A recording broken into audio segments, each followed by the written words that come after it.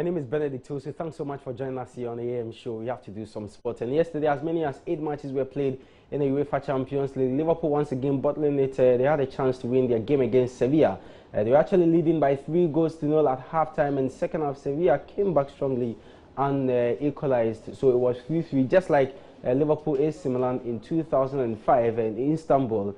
Yesterday happened at Sevilla. Also, Manchester City were in action. They won their game against Feyenoord by 1-0. And Real Madrid finally, upon Nicosia, defeated them by 6-0 with Cristiano Ronaldo scoring a brace in that game. We'll look at the highlights, and also we'll both up to the matches that we played later today. The likes of Chelsea, Manchester United will all be in action. And we'll talk about those matches as well. We'll look at the preview, also we'll look at the matches, and we'll do analysis on some of the matches that we played yesterday on the show. But before we do that, we have to do some local stories. And Nii Lante Vanderpuye, former sports minister, well, he's commended the appointment of Tony Baffoe as a CAF Deputy Secretary General for Football and Development. It is fishermen who go to fishing. When you want to go for fishing, you don't put carpenters in the boat. You put fishermen.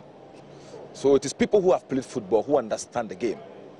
And the world over is an example. The world over, football is managed by people who know football. If you ask Tony Baffoe, I met him in Cape Coast last week before the Black Star match. I discussed a lot with him. And I think he will be surprised to do this because he will say I'm a prophet. I told him that I'm seeing some big opportunities coming for him in the development of football in the world. I even told him that it will not be out of place if I have the power to even choose the president of our football association. I will choose him. I told him. He said, "Honorable, don't go there." I said, "Yeah, why not? Why not? Can't you do it?" So far, where you've gotten to, and is it what I like about Tony Baffoe is that he doesn't behave like some of us, the laissez-faire as it is. Because of his background, he does his things according to principle, and he's firm. And he does things in a way that makes him achieve results he is looking for.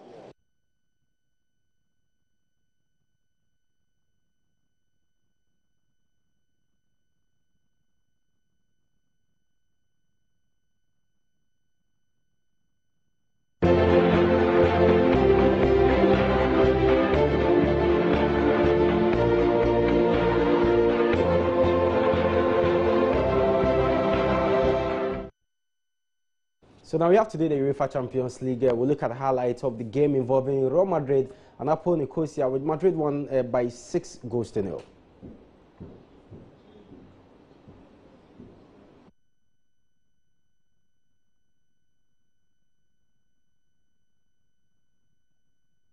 Real Madrid travelled to Cyprus on Tuesday to take on Apoel Nicosia. Needing a victory to guarantee progression to the last 16 of the UEFA Champions League, the visitors took a while to settle. Once they hit their stride, though, they were unstoppable. The opening goal arrived in the 23rd minute, courtesy of some poor Apoel defending. A weak backheel clearance from Vinicius fell to Luka Modric, the Croat with his first goal of the Champions League campaign. 16 minutes later, and another Madrid player had their first of the season. Toni Kroos picked out Karim Benzema, who doubled their tally. It was 3 just 2 minutes later as Nacho got on the score sheet and a rout appeared to be on the cards. There was still time for another before the half-time interval. Real caught their opposition on the counter and quickly turned defence into attack. Cristiano Ronaldo unselfishly set up Benzema for his second of the night. Everyone but Ronaldo seemed to be able to score for Madrid, but the Portugal international quickly remedied that. 4 minutes after the restart, he had his first of the night and 7th of the Champions League season. With the floodgates open, Ronaldo netted again. Under immense pressure, Apoel gave away possession and were made to pay. This time, though, it was Benzema with the assist for Ronaldo. The match came off the boil as the goals and chances dried up. Real had done more than enough, though, to be able to take their foot off the accelerator. They cruised home to claim a 6-0 win. So Real Madrid already through to the next stage of the UEFA Champions League, defeated Apo Nicosia by 6 goals to 0, with Cristiano Ronaldo scoring a brace in that game. Well, my colleague Sevin Saki has joined me in the studio. We're going to look at the matches that were played yesterday. Yesterday, before the games in the morning, you heard from him. We previewed the games that were played last night, and this morning he has joined me in the studio, and we're going to see more of this, especially when we play the Premier League games as well as the UEFA Champions League matches. Sevin, thanks so much for joining me. So Real Madrid, yesterday we were talking about how they were in crisis going into this game. Look at their performance in the Spanish La Liga. It's been very, very difficult for them, but they managed to pull up the 3 maximum points with a heavy win in Cristiano Ronaldo scoring as well.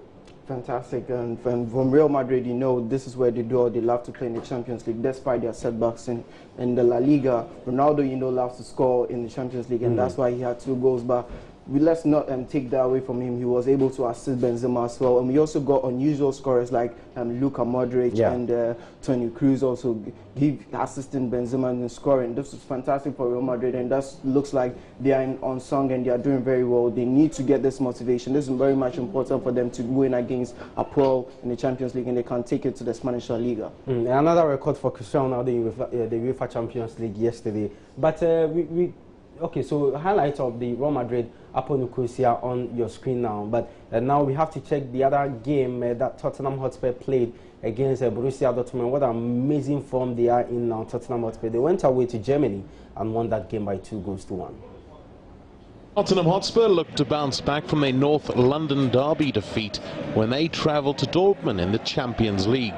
Mauricio Pochettino's side, who sensationally beat holders Real Madrid in the last round, came under early pressure. Pierre-Emerick Aubameyang squandered a one-on-one chance. Aubameyang was put through again minutes later, and this time the Gabon striker was able to snap his month-long goal drought.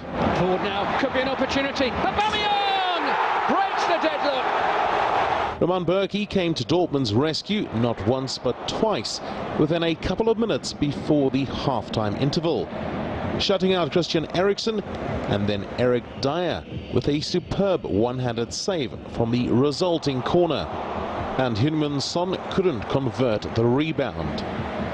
Tottenham levelled through Harry Kane, who was able to fashion a yard of space before unleashing with his right foot. Harry Kane with a shot right at the start of the second half, and Harry Kane has his 6th Champions League goal of the season.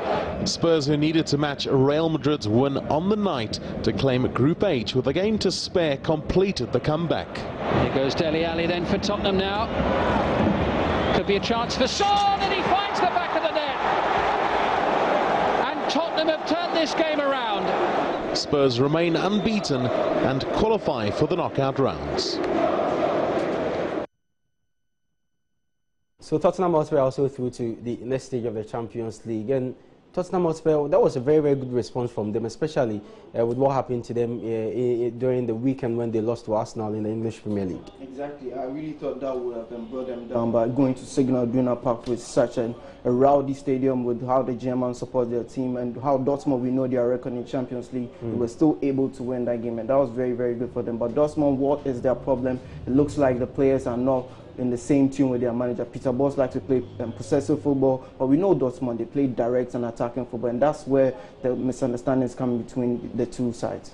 So we move on, and from the Tottenham Hotspur Dortmund game, we have to look at the Liverpool Sevilla game, which was played in Spain, and that game actually is trending on social media. Liverpool at halftime were leading by 3 goals to 0, and I've been reading reports that the manager of Sevilla told the players that he had been diagnosed of prostate cancer at halftime, and when the boys came back, they played the game for their manager, and they managed to pull an amazing, exhilarating performance as they drew 3-3 in Spain. That you can't just come here and try and keep Liverpool out, and they've done more than that. They've taken the lead with the main man, Ben Yedder, who is a fox in the box. And Liverpool, who are questioned defensively pretty much game in, game out. Maybe for Moreno.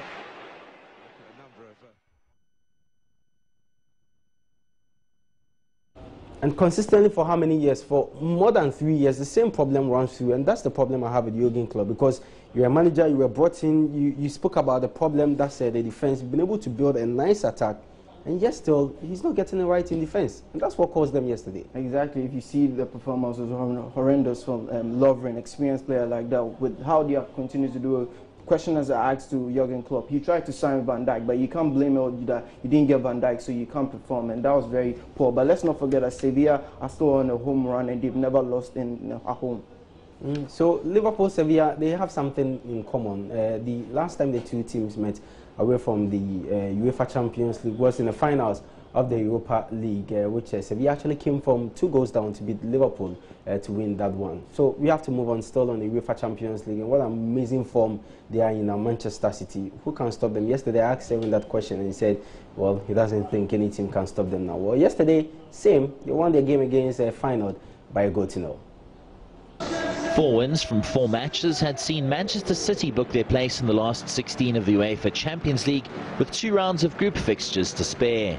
Despite the pressure being off, Pep Guardiola and his charges would have wanted to maintain winning momentum when they hosted Feyenoord on Tuesday night.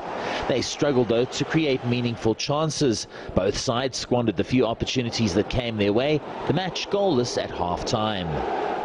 It was more of the same after the restart, chances but no goals. Sergio Aguero had another glorious opportunity to open City's account in the 73rd minute.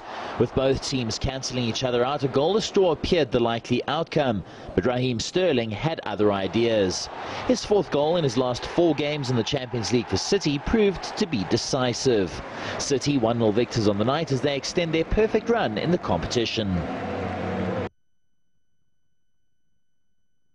Okay, Manchester City also through to the next stage of the UEFA Champions League. They won their game against Feyenoord at the Etihad Stadium by a goal to 0. So the matches that were played yesterday, Maribor went away to play Spartak Moscow and they drew 1-1. They are in the same group with Liverpool and Sevilla. Manchester City Feyenoord, they just saw highlights of that, as well as Napoli, Shakhtar Donetsk. Napoli won by 3 goals to 0. Besiktas drew 1-1 with FC Porto, with Monaco losing at home to Leipzig by 4 goals to 1. So Monaco are out of the UEFA Champions League, and Apoel Nicosia Real Madrid ending 6-0 in favour of Madrid, and Borussia Dortmund also losing 2-1 to Tottenham Hotspur. So matches to expect later tonight. As many as 8 games will be played tonight. CSKA Moscow, Benfica, also have Manchester United, Basel, Anderlecht, Bayern Munich. It's happening tonight with Paris Saint-Germain, Celtic, and Karabakh, Chelsea, Atletico Madrid, Roma, Juventus, Barcelona, a big one. Of course, later tonight, and Sporting CP Olympiacos. 7, your pick tonight?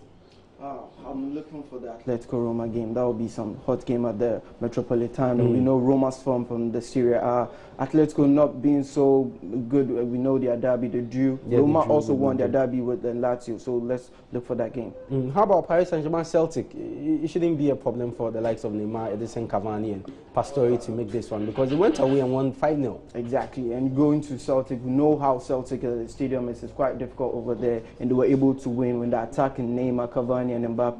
They are also very unstoppable. Juventus, Barcelona, Lionel Messi has been very quiet in the last 2 games.